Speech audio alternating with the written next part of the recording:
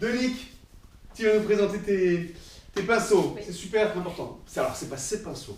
Surtout, la différence, l'impact des pinceaux, tout ce qu'on peut faire avec. Voilà, et on fait beaucoup de choses avec différents pinceaux. Il y en a Ouais. des carrés, des pointus. Il y a tout, c'est un des petit, pinceaux machin. qu'on coupe, tu vois. Ouais, je veux pas le montrer celui-là. Je sais pas si je vais le laisser parce que c'est vraiment une horreur. Pinceau. Pinceau de sorcière. C'est mon pinceau de sorcière. Pinceau de sorcière. Bon, on y va, montre-nous tout ça. Alors, Dominique, ce petit tour d'horizon des pinceaux, alors surtout des effets que ça fait sur. Voilà, ça parce fait qu'en fait, beaucoup d'élèves me demandent qu'est-ce qu'il faut acheter comme pinceau. Donc c'est vrai qu'au début, on est un peu perdu, on a envie d'acheter plein de pinceaux. Donc je vais C'est pas donné en plus, il y en a Non, certains qui sont pas donnés, donné. donc c'est important. Mais enfin, ils ont fait des progrès maintenant, hein. Il y a des D'accord. pinceaux synthétiques qui sont très bien. Et Alors, donc le papier par contre que tu utilises, là c'est un papier tout simple voilà, c'est D'accord. le papier Clairefontaine. Hein. D'accord, et un Voilà. papier grain fin, qui a un peu de voilà. neutralité. Style Montval. Voilà. Voilà. Là c'est surtout le travail du pinceau, vas-y, Voilà. je te laisse. Donc, vous avez ici le pinceau caractéristique de l'aquarelliste, hein, c'est un petit gris. Un petit gris, ça veut dire que ses poils sont, c'est un animal, hein, c'est du petit gris, et ses poils sont un petit gris. Donc dans un pinceau, vous avez le manche, vous avez la virole et vous avez les poils. La particularité du petit gris, c'est que si vous voyez bien, il y a une belle pointe et il y a un renflement ici, on appelle ça le ventre du pinceau. Donc dans le petit gris, et c'est pour ça qu'il sert très bien à l'aquarelle, en fait il va absorber l'eau dans son ventre et garder en réserve. Ce qui fait que vous n'allez pas être obligé de tout le temps aller rechercher de la couleur. Non seulement vous n'allez pas être obligé d'aller rechercher tout le temps de la couleur, mais en plus vous allez pouvoir en enlever sur le papier si jamais il y avait une auréole qui se produisait, par exemple, une auréole qui est malvenue. Alors, avec ce pinceau-là, on fait beaucoup des lavis, c'est-à-dire qu'on peint des plages de couleurs. On peut aussi peindre des détails. C'est un pinceau qu'on utilise surtout beaucoup en début d'aquarelle, parce qu'il ramène tout le temps de l'eau. Donc à la fin de l'aquarelle, il vaut mieux un peu changer de pinceau, sinon vous risquez l'auréole. Il existe en plusieurs grosseurs, hein, ça c'est vraiment une grosseur pas énorme, quoi. Mais vous en avez des très très gros. Hein. Quand on fait des grandes aquarelles, il y a des très très gros pinceaux à lavis. Donc je vais vous montrer un petit peu comment il s'utilise. Donc il sert, si je mets un petit peu d'eau comme ça, il sert à faire des ciels par exemple. Vous voyez là les nuages, hop ça fuse. Voilà. Et puis je vais exprès vous montrer justement, donc vous avez vu, je fais exprès, hein, je fais tomber une goutte d'eau. Vous avez vu qu'il fait tomber beaucoup d'eau, hein, il prend dans son ventre énormément d'eau. Et vous allez voir que je vais la colorer cette petite goutte d'eau exprès, et vous allez voir, c'est amusant. Je vais bien essuyer mon pinceau, puis avec la pointe je vais prendre mon torchon, je vais aller mettre là, c'est s'il y avait une auréole, hein, sur le papier. Donc je fais ça et vous allez voir que il boit l'eau. C'est un pinceau qui a toujours soif, il reprend l'eau dans ses poils. Comme ça que tu dis, c'est un pinceau qui a toujours soif. C'est un pinceau qui a toujours soif. D'accord. Et ça permet, notamment si je faisais par exemple une grosse auréole là, et oula, là encore une plus Tu l'as grosse. fait, ouais. Hop, Tu fais exprès, hein. voilà. Je ne sais pas si ça... Non, voilà, vous voyez, il respire. Ah, c'est Il génial. respire le... Génial. Voilà. Donc ça permet d'enlever éventuellement un endroit pas joli. Et puis, bon, on peut aussi se servir de sa pointe, hein, en mouiller sur sec. Donc il fait des très fines choses. Hein. Là, vous voyez. Hop. Puis il a tout de même une très fine pointe. Hein. Donc ça, c'est en couleur un petit peu... pas trop épaisse. Maintenant, en couleur plus épaisse, vous voyez. Voilà. Et je peux aussi tourner comme ça pour faire d'autres effets. Hein. Donc voilà pour le réserve d'eau. C'est vraiment le pinceau de base, hein, qu'il faut avoir. Ensuite, on va passer à un pinceau en Kolinsky. Donc le Kolinsky, c'est de la martre. J'ai une petite histoire à vous raconter au niveau du Kolinsky. Un jour, j'ai été acheter un pinceau comme ça il y a longtemps. Et puis, je ne savais pas la différence entre la martre rouge et la martre Kolinsky. Et le monsieur m'a expliqué, ben voilà, en Sibérie, il y a une petite rivière qui coule. Et la martre Kolinsky, ce sont les animaux hein, sur lesquels on peut laver la martre. Ils vivent au nord. Et comme il fait beaucoup plus froid, ils développent un poil beaucoup plus long et beaucoup plus souple. Et ça, c'est la vraie martre Kolinsky. Elle a tendance à être beaucoup plus élastique et plus ferme. Comme ça, ils se protègent du froid. La martre rouge, ce sont les mêmes petits animaux, mais au sud. Et ils ont moins besoin d'avoir un poil long. Donc c'est aussi un pinceau de qualité, mais peut-être moins, qui a moins de ressort. Voilà, c'est amusant comme... Donc la martre est connue pour faire des choses très fines. Pour être aussi surtout très ferme, vous voyez. Je peux faire...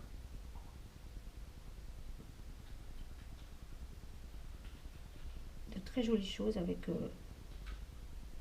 Donc là, il est déjà assez épais, mon pinceau Kolinsky. C'est un pinceau, donc on va l'utiliser peut-être ici. Là, c'est encore mouillé, là, où j'avais fait avec mon réserve d'eau.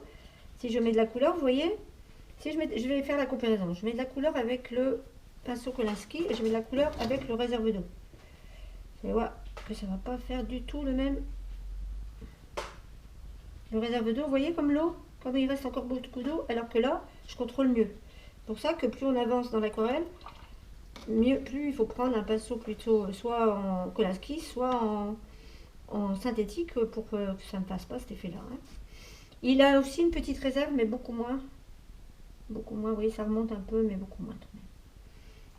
Donc il permet de faire des détails, il permet de... Voilà. Je vais vous présenter le même, enfin un pinceau qui est à peu près équivalent au niveau de la grosseur de poil. Oui, on va dire qu'il est un petit peu plus gros. Ça, c'est un pinceau synthétique, en poil synthétique. Il y a eu beaucoup de progrès de fait dans les fabrications de pinceaux depuis quelques années. Et je trouve que les pinceaux synthétiques sont aussi très très bien. Ils sont très abordables de prix et ils vont très très bien. Et là, c'est pareil, regardez la finesse. Alors bien sûr, si je compare les deux, celui-là est un... Ici, on ferme pareil, c'est tous les deux. Mais celui-là a une réserve que celui-là n'en a pas du tout. Donc voilà. Je reste dans les mêmes couleurs, hein, vous voyez bien les différences. Donc ça, il y a aussi plusieurs grosseurs. Je vais vous faire la même chose avec un plus fin, ce sont les deux mêmes là.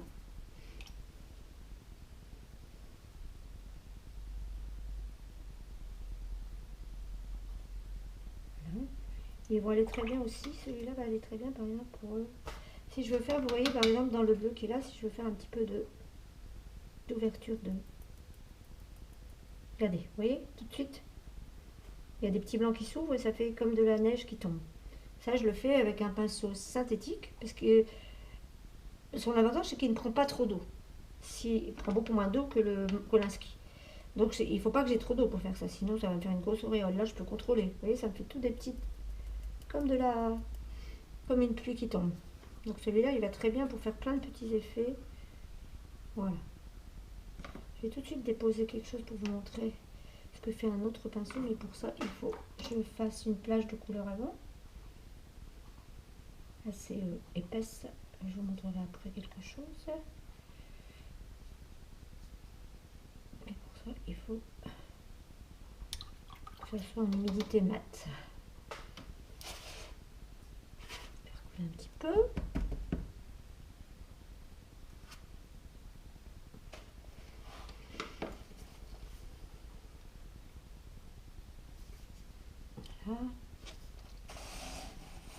Alors, ici j'ai un pinceau aussi en synthétique, mais en poil assez dur et un peu embioué.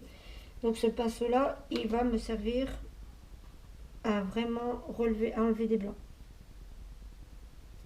Donc, des blancs assez épais, hein. Il faut que... Voilà.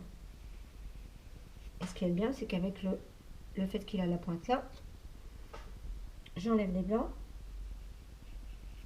On entend un peu, hein, ça râpe. Le même pinceau, mais à poil plus doux. Donc peut-être plus aigu, là, plus coupant. Celui-là, il va très bien aussi. Ouais, vous voyez, j'arrive à faire quelque chose encore de plus fin. C'est ce qu'on appelle enlever des blancs. Et là, regardez comme il est fin. Donc voilà, deux pinceaux qui sont à mon avis tout de même aussi importants à avoir. Et puis, une dernière sorte de pinceau dont je me sers énormément aussi, c'est les pinceaux, ce qu'on appelle des pinceaux spalter. C'est pareil, c'est du synthétique, donc c'est tout à fait abordable de prix. Donc les pinceaux spalter, ils vont servir à faire beaucoup de choses. D'ailleurs, quelquefois, il faut se lancer le défi de faire un petit tableau, pas trop grand, avec un seul pinceau, pour se rendre compte.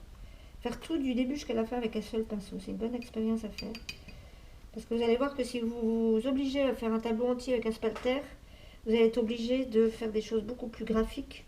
Et ça va beaucoup vous apprendre de choses. Donc vous voyez, je peux faire quelque chose de très... Je peux faire ça, je peux faire ça, je peux faire ça. Parfois je fais ça.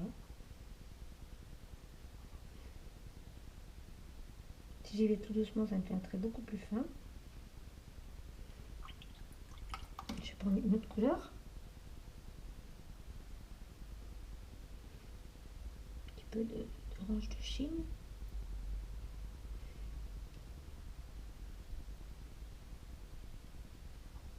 Ce pinceau me permet de m'amuser.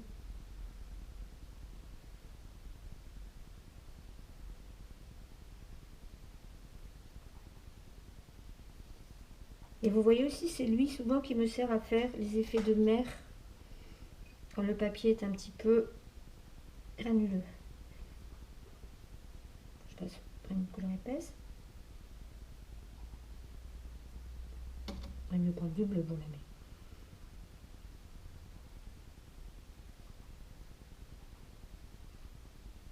Voilà, vous voyez, il reste des blancs. C'est ce qui fait un petit peu à la mer le miroitement de quand il y a du soleil. Donc, je reprends un petit peu tous les pinceaux, parce que j'attends encore que ça sèche là, pour vous montrer quelque chose. Donc, je vous ai présenté le petit gris. Ensuite, j'ai présenté la martre, Kolinsky. Ensuite, j'ai présenté le même genre de pinceau, mais en synthétique.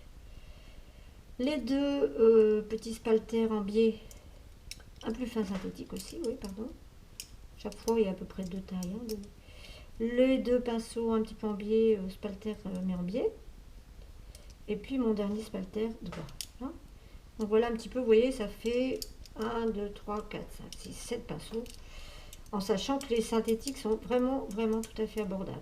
Hein. Donc le Kolinsky, on se l'achète un jour pour faire plaisir, mais il existe, ils sont très bien aussi les synthétiques. Et moi j'ai aussi mon pinceau que je me suis fabriqué moi. Alors je me suis demandé s'il fallait que je le supprime ou pas de ta collection. Non, je rigole. Il est bien, il est top. Si vous avez tous à la maison un oui, comme ça. Un stock même, ah, ouais. Voilà. Ça, c'est ce qu'il faut. Ouais. Donc, en fait, je vais vous montrer. C'est encore de la place? Il va très bien pour faire des projections. Des ou alors des feuillages. Tout ce qui est un peu aléatoire. Voilà, tout ce qui est un peu aléatoire. Mais on peut le faire aussi avec les autres pinceaux, hein, par exemple. Mais ça fera peut-être pas tout à fait la même chose. Qu'est-ce que tu vas faire quand il sera... Tu vas en prendre un autre vieux? Tu as des stocks de vieux? Oui, j'ai des stocks. Mais celui-là, tu vois, ça fait pas tout à fait pareil. Non, c'est voilà. Trop régulier. Enfin, voilà, un peu trop régulier. Bon. Donc là, j'attends que ça sèche, là, parce que je voudrais montrer quelque chose. Ouais, parce que le dernier petit pinceau, alors là, ça, c'est mon trésor de pinceau. C'est ce qu'on appelle un traînard, un traînard, ouais, oui. Ou un Gulliver. Ou un Gulliver aussi. C'est comme le Gulliver, voilà.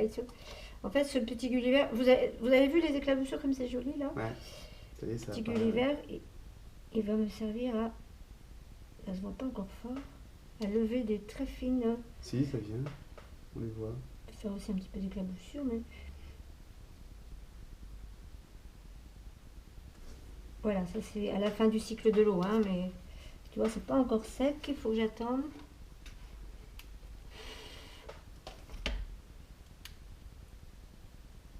Ah, si, on les voit bien paraître. Ouais, ça écarte. En fait, le Gulliver écarte, avec le peu d'eau qu'il a, il écarte le pigment.